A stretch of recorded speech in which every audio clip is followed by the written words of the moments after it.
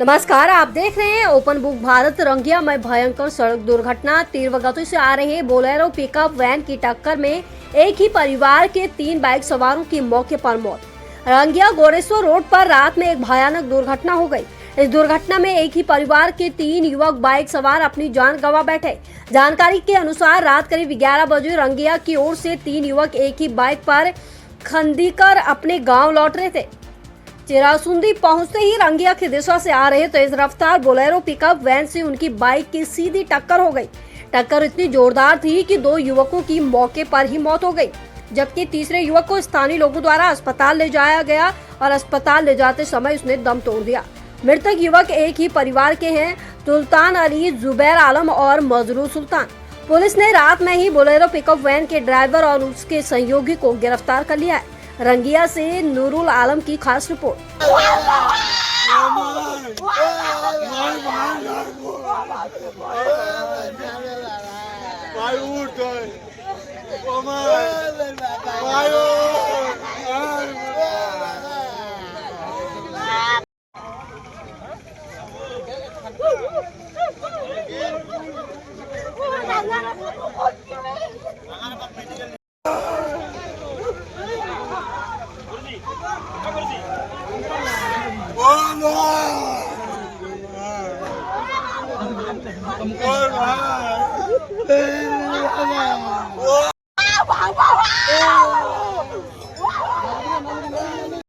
এই ঠিকাদাৰজনৰ যিজন ঠিকাদাৰ NPL আমি জানামতে কিবা শৰ্মা নামৰ মানুহ এজন তেওঁ কাম কৰি আছিলে। তেওঁৰ যথেষ্ট গাফিলতি আছে। পথটো সম্পূৰ্ণ মেৰামতি নোহোৱাকৈ তেওঁ গাড়ী আহিব পৰা এটা বেৰিকেড দিছে যদিও ইয়াত গাড়ী কিন্তু আহি আছে। এই কথাখিনি ঠিকাদাৰজনে মানে দায়িত্ব ল'ব লাগিব, পৰিয়ালকেইটাৰ দায়িত্ব ল'ব লাগিব আৰু আৰক্ষী প্ৰশাসনক অনুৰোধ জনাইছোঁ এই ঠিকাদাৰজনৰ ওপৰত বিহিত ব্যৱস্থা ল'ব লাগে।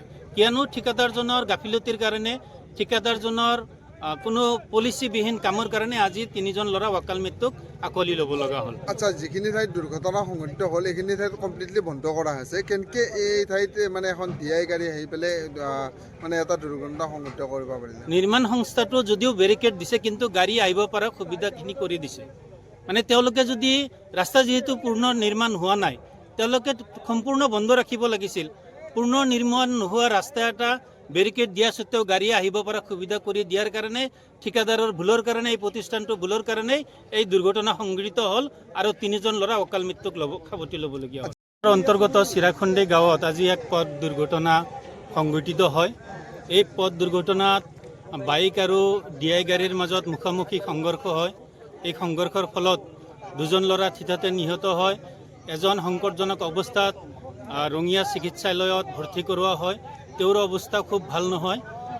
আজি যিটো দুৰ্ঘটনা এই দুৰ্ঘটনাটো নতুনকৈ নিৰ্মাণ কৰি থকা অসমমালা যিটো ৰঙিয়া লতিবাৰী পথ এই পথত সংঘটিত হৈছে।